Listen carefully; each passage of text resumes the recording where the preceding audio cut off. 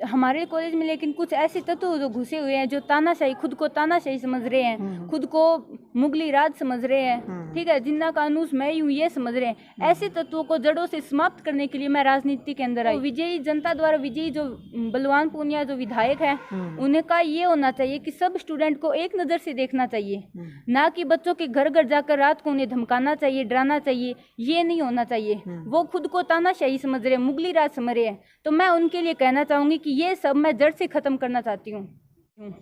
जनता की आवाज़, जनता तक न्यूज़। नमस्कार, मैं हूं प्रवीण कुमार और आप देख रहे हैं जनता तक न्यूज़। इस वक्त हम मौजूद हैं भादरा में। आपको बता दें कि हाल ही में भादरा के अंदर छात्र राजनीति है वो गरमाई हुई है और इस बार गवर्नमेंट कॉलेज का प्रथम चुनाव है। गवर्नमेंट कॉलेज से अध्यक्ष पद की उम्मीदवार हमारे साथ मौजूद हैं, इनसे हम बातचीत करेंगे। नमस्कार मैम। नमस्ते भैया। क्या कुछ तैयारियां चल रही है चुनाव को लेकर? चुनाव की तैयारियां अच्छी चल रही है और हमारे कार्यकर्ताओं के सहयोग से, हमारे विद्यार्थियों के सहयोग से, उम्मीद से भी बेहतर चल रही है तैयारियां। तो आप एबीवीपी की ओर से अध्यक्ष पद पर उम्मीदवार है, आपने एबीवीपी को ही क्यों चुना? और भी बहुत सी पार्टियां हैं, एबीवीपी में जाने का मुख्य कारण क्या है?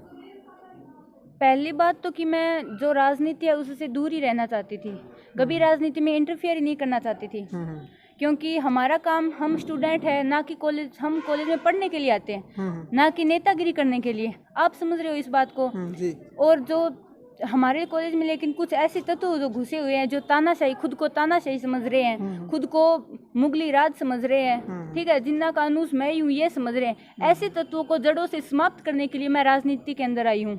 हमें मजबूर किया गया राजनीति के अंदर आने के लिए। आपके चुनावी मुद्दे क्या रहेंगे कॉलेज को लेकर? मेरे चुनावी मुद्दे रहेंगे कि मैं सबसे पहले तो छात्र संघ का सहयोग करूंगी और आने जाने की जो समुचित व्यवस्था करूंगी, एक स्थायी वाहन की सुविधा करूंगी और भी बहुत सारी जो फैसिलिटीज़ की ज़रूरत है कॉलेज में। कैमराज भी नहीं है कॉलेज के अंदर, कैमरा लड़कियों की सुरक्षा के लिए, हमारे जो छोटे भाई बहन आएंगे उनकी सुरक्षा के लिए कैमरा की भी ज़रूरत होगी। और भी जैसे कि वॉशरूम्स वगैरह भी प्रॉब्लम आ रही है। और जो बाहर के जो तानाशाही लोग हैं कॉलेज के अंदर आकर एक डर का माहौल पैदा कर रहे हैं, उस माहौल को ख़त्म करने के लिए, नष्ट करने के लिए मैं प्रयास करूंगी ज़रूर। और एक जो है वाहन की हो गई, और एक जो मिनी बस स्टैंड वहाँ पे होना चाहिए। मुझे लगता है एक मिनी बस स्टैंड होना चाहिए ताकि बच्चों को आने जाने में कोई प्रॉब्लम ना हो, कोई दिक्कत ना हो। और एक लाइब्रेरी होनी चाहिए, I think library, 100 seater library, मैं उसकी भी सुविधा करने की कोशिश करूँगी। और ये आपसे वादा नहीं है, एक इरादा ही है हमारा। अगर मैं दिसंबर तक ये सारे इरादे जो है वो अपने पूरे करूँगी। अगर ये पूरे नहीं हुए दिसंबर तक तो मैं अपनी सीट से इस्तीफ़ा दे दूँगी। आपके सामने एसएफआई के कैंडिडेट हैं और एसएफआई को देखा जाता है कि बलवान पूनिया का पूरा समर्थन रहता है, जो कि भादरा के मौजूदा विधायक है। ऐसे में आप किस प्रकार देखते हैं ये मुकाबला? देखो, टीम जो है वो, पार्टी जो है वो मायने नहीं रखती। हम एक स्टूडेंट के नाते सोचते हैं और ये सबको पता है। जो विधायक जी है उनका एसएफआई जो है उनका इंटरफेयर कॉलेज में सबसे ज़्यादा रहता है। जितनी रेगुलर क्लासें नहीं उससे ज़्यादा उनके बंदों का जो है वो इंटरफेयर रहता है। तो मैं सबसे पहले उन्हें रोकना चाहूँगी, क्योंकि ऐसे इस माहौल के अंदर हमारी जो लड़कियां हैं, हमारे सहपाठियां जो है, छोटे भाई बहन जो आ रहे हैं, वो खुद को असुरक्षित महसूस करते हैं। पहले तो उनका इंटरफेयर रोकना चाहूँगी। और जो विजयी जनता द्वारा विजयी जो बलवान पूनिया जो विधायक है, उन्हें का ये होना चाहिए कि सब स्टूडेंट को एक नज़र से देखना चाहिए, ना कि बच्चों के घर घर जाकर रात को उन्हें धमकाना चाहिए, डराना चाहिए। ये नहीं होना चाहिए। वो खुद को तानाशाही समझ रहे हैं, मुगली राज समझ रहे हैं। तो मैं उनके लिए कहना चाहूँगी कि ये सब मैं जड़ से ख़त्म करना चाहती हूँ। आपके नाम की घोषणा करते वक्त आपकी पार्टी के सदस्यों ने कहा था कि ये चुनाव जो है राष्ट्रवाद बनाम मार्क्सवाद बन गया, इस पर आप क्या कहना चाहेंगे? देखो, राष्ट्रवाद मार्क्सवाद इनमें मायने नहीं रखता।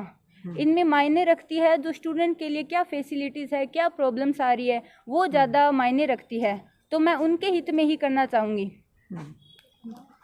गवर्नमेंट कॉलेज के अंदर लाइब्रेरी की व्यवस्था नहीं है और ना ही वहाँ पर कोई गार्ड की फैसिलिटी उपलब्ध है, तो आपको अगर छात्र मौका देते हैं तो ये फैसिलिटी उपलब्ध करा पाएंगे आप? जी, ज़रूर करा पाएंगे। मैंने पहले भी आपसे ऐसा बोला है कि लाइब्रेरी जो है 100 सीटर एसी वाली लाइब्रेरी उपलब्ध होगी। उसके अंदर पुस्तक जो है, कोई स्पोर्ट्स की पुस्तकें हैं, सब कुछ वहाँ पर व्यवस्थित रूप से किया जाएगा। और लड़कियों के कॉमन रूम, बॉयज़ और गर्ल्स के अलग अलग कॉमन रूम जो है उनकी व्यवस्था की जाएगी। उनके सामने गार्ड भी सुरक्षित सिक्योरिटी के लिए दिए जाएंगे और ये दिसंबर तक मैं कंप्लीट करके दिखाऊंगी अपना। अंत में आप छात्र छात्राओं को क्या संदेश देना चाहेंगे? मैं छात्र छात्राओं को एक ही संदेश देना चाहती हूँ कि किसी भी पार्टी के दबाव में ना आए, को जो लोग आपको गुमराह करने की कोशिश करें उनके बहकावे में ना आए, आप उनसे दूर रहे और आप ऐसे नेता को चुने जो आपके साथ हमेशा खड़ा हो, आपके सहयोग करे। और आपको ये भी पता है भाई, पीछे 2021 में जो ट्रांसफ़र किए गए टीचर्स के, हमारे कालूराम जी सिहाग थे और मनप्रीत जी थे और अमित जी थे, गौरी शंकर जी थे, पवन जी थे, उन सब का अपने निजी हितों के चलते ट्रांसफ़र कर दिया गया। भविष्य, बच्चों के भविष्य, सुरक्षित भविष्य की कोई उम्मीद नहीं है वहाँ पर, और वो ही ना ही उन्हें चिंता है बच्चों के भविष्य की। तो उनके लिए उनका क्या कसूर था? टीचर्स का एक ही कसूर था उनका कि वो हमेशा सत्य बोलते थे, हमेशा रेगुलर क्लासें लेते थे और ऐसे जो तानाशाही जो लोग हैं उन्हें कॉलेज से दूर रखते थे। तो मैं छात्रों को कहना चाहूँगी कि गलत पार्टी का चूज़ ना करें। पार्टी इसके अंदर मायने नहीं रखती। आप लोगों को देखो जो आप हमेशा आपके साथ रहना चाहते हैं। आप ऐसे को चुनना चाहोगे जो आपके साथ हमेशा खड़ा रहे, या आप ऐसे व्यक्ति को चुनना चाहोगे जो अपना साम्राज्य स्थापित करना चाहता है, अपने राजतंत्र करना चाहता है, अपना जो राजतंत्र फैला रहा है। अमूमन देखा जाता है कि चुनाव के समय बड़े बड़े वादे करते हैं और बाद में चुनाव जीतने के बाद अध्यक्ष है जो वो कॉलेज में दिखाई नहीं देते हैं और छात्र छात्राओं को बड़ी परेशानी का सामना करना पड़ता है। हाँ, ये भी कई बार देखा गया है, लेकिन तभी तो इसी के लिए कहा जाता है कि आप हमेशा सही व्यक्ति का साथ दो। आपको पता है पीछे जो भी मैटर हो उसके साथ, आपके साथ कौन हमेशा खड़ा रहा, आप उसे सपोर्ट करो जो रेगुलर कॉलेज के अंदर आ रहा है, जो आपके साथ खड़ा हो रहा है, जो आपका सहयोग कर रहा है, ना कि ऐसे तत्वों को जो कभी कॉलेज में आते ही नहीं और चुनाव के माहौल में ऐसे अस्त व्यस्त करने की पद्धति लेने के लिए जरूर हासिल हो जाते हैं। तो उनके लिए मैं कहूँगी कि आप ऐसे ही व्यक्ति को चुने जो आपके साथ खड़ा हो हमेशा, और जो रेगुलर क्लासें ले रहा है, रेगुलर कॉलेज के अंदर आ रहा है, जिसने 2 साल के अंदर पीछे पता है उसे कि क्या क्या प्रॉब्लम्स आई थी, क्या क्या जो फैसिलिटीज़ है इस कॉलेज के अंदर, क्या क्या हमने फेस किया है, हमें पता है कि इसके अंदर क्या प्रॉब्लम है, क्या कमी है। और बहुत बार हमने ये आवाज़ भी उठाई है, हमारे टीचर्स की कमी है, हमने बहुत बार कहा, कैमरास की कमी है, लड़कियों की सिक्योरिटी के लिए बहुत बार कैमरेज के बारे में भी बोला, लेकिन हमारी आवाज़ को दबा दिया जाता है।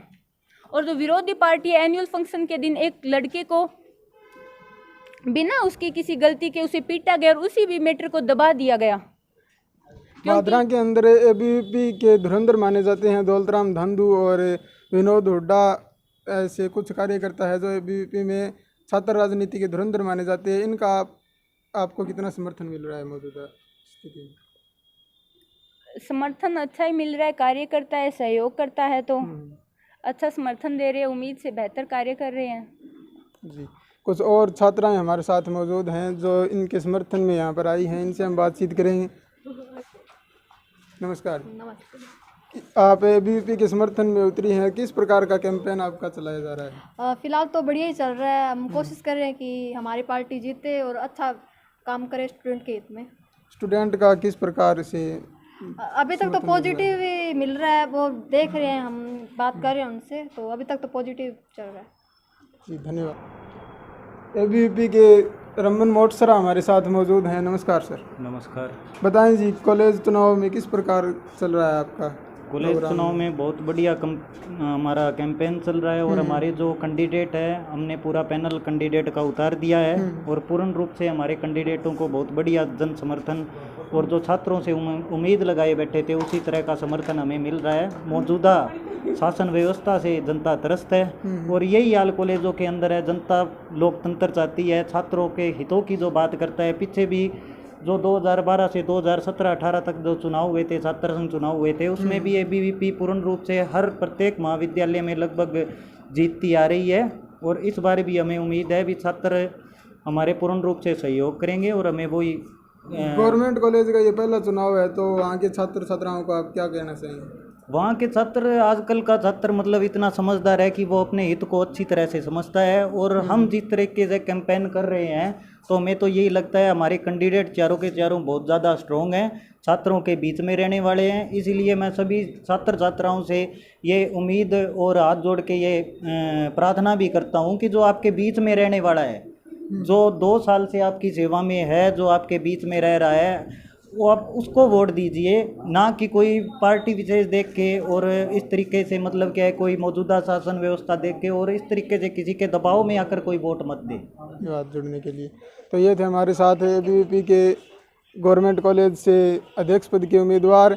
आपको इनके विचार कैसे लगे हमें कमेंट बॉक्स में ज़रूर बताएं। अगर आप हमारा ये वीडियो यूट्यूब पर देख रहे हैं तो हमारे चैनल को सब्सक्राइब करें और वीडियो को ज़्यादा से ज़्यादा शेयर करें। धन्यवाद।